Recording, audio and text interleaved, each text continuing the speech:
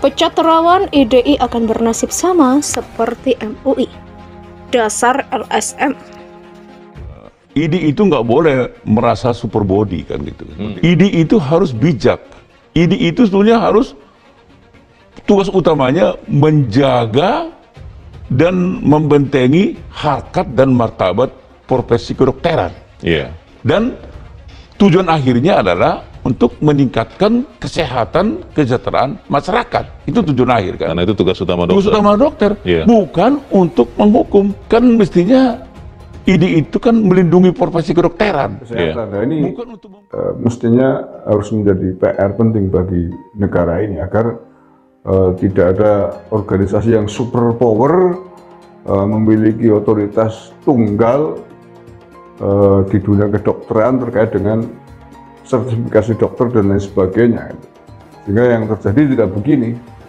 Masa bukan organisasi resmi negara bisa-bisanya mencabut, melarang dokter praktek. Karena itu, ketika kini IDI menyatakan memecat Terawan, dukungan pun mengalir terhadapnya.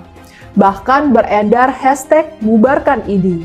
Wakil Ketua DPR Sufini Dasko Ahmad menganggap keputusan IDI membahayakan masa depan dunia kesehatan di Indonesia. Sekali lagi saya katakan, IDI ini hanya ormas. Tapi ormas yang sangat kuat dan mempunyai bargaining yang kuat. Sehingga IDI menjelma menjadi pressure group yang luar biasa. Negara Indonesia adalah negara maju yang memiliki banyak sekali keindahan, baik dari segi teknologi, segi keteraturan, infrastruktur, dan kepemimpinan.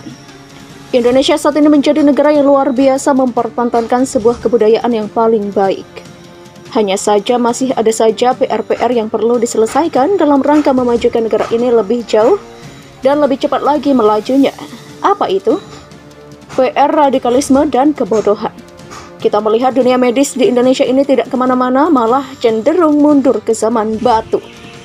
Kita sama-sama melihat bagaimana Dr. Terawan dibuang begitu saja oleh IDI karena muktamar IDI yang dilakukan di Aceh. Kita melihat ini adalah sebuah proses zalim yang dikerjakan secara sepihak. Alasannya konyol karena metode DSE yang terbukti menyelamatkan orang banyak.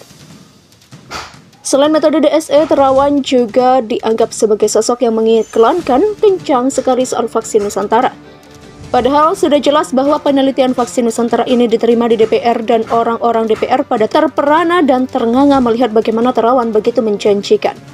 Apakah karena di IDI masih ada orang-orang yang mengaku dokter tapi ternyata bermain belakang dengan para mafia alat kesehatan dan obat-obatan termasuk vaksin sehingga vaksin Nusantara berpotensi merusak dan menghancurkan bisnis vaksin impor mereka? Saya kira ini adalah sebuah kesalahan berpikir dari IDI yang katanya lembaga ini akan segera dibuat tandingannya. Seharusnya IDI ini seperti mirip sama MUI yang sebetulnya hanya ikatan perkumpulan yang sudah terlalu lama memonopoli karir para dokter. Surat izin praktik pun harus lewat IDI kabarnya, dan ini menjadi sebuah metode yang sangat mengerikan jika dilakukan secara monopoli. Setahu saya dengan dipecatnya Terawan dari anggota IDI secara permanen, artinya Terawan sudah tidak bisa praktik. Tapi apakah itu benar? Kelihatannya tidak. IDI sepertinya tidak sadar bahwa keberadaan mereka itu tidak niscaya. Keberadaan IDI ini akan semakin lama semakin mirip MUI, yang sudah hilang taringnya karena diampela sama Menteri Agama Gus Yakut Holil Qomas dengan keberadaan lembaga halal di bawah Kemenak langsung. Banyak sekali dokter-dokter yang tidak suka dengan keputusan muktamar IDI yang ada di Aceh itu. Dengan pemecatan Dr. Terawan, para dokter yang memiliki hati nurani ramai-ramai sedang merancang proses untuk membuat IDI tandingan, yang tentunya akan lebih bermanfaat. Selama ini IDI sepertinya diisi oleh orang-orang yang tidak jelas dengan profesi dokter namun praktik juga tidak jelas. Mereka memiliki kekuatan yang terlampau besar sehingga IDI yang lama harus direformasi. Jika tidak bisa direformasi, saya kira IDI akan bernasib sama seperti MUI. Mereka akan dihancurkan lewat lembaga yang jauh lebih berkuasa di bawah pemerintahan Indonesia langsung, bukan sekedar perkumpulan yang berisi orang-orang yang punya masalah pribadi sama Terawan. Dokter enggak penting. Saya menduga dalam waktu dekat akan ada organisasi baru bentukan dokter-dokter yang jauh lebih memiliki hati dan lebih militan dalam melayani Indonesia dan masyarakat. Terawan adalah sosok yang melayani betapa jahatnya orang-orang IDI memecat terawan dengan sepihak. Polemik antara terawan dan IDI ini sudah berangsur kronis.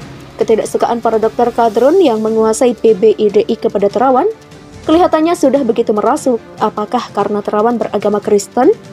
Apakah karena terawan memiliki metode DSE yang murah dan lokal? Semua orang bisa menebak alasan itu, dan saya kira terawan ada di atas IDI. Terawan memang dulu adalah anggota IDI karena memang secara umum semua dokter harus mendaftar agar izin praktik dan izin usaha dokter bisa dilaksanakan baik secara rumahan atau di rumah sakit. Tapi sekarang kelihatannya PBIDI yang sudah memiliki kekuatan yang lebih besar dan tidak tahu tengah pinggir lagi, harus disadarkan bahwa mereka bukan apa-apa. Mereka harus disadarkan bahwa banyak sekali dokter baik yang akan membuat PBIDI tandingan. Mungkin jika ingin tanya saran saya akan memberikan saran nama Perhimpunan Besar Dokter Nusantara. Karena bicara soal Indonesia, ibu kota negara baru kabarnya namanya Nusantara. Semoga saja PBIDI bisa segera gurem seperti Demokrat dan MUI. Maju terus Pak Terawan dan dokter-dokter baik lainnya.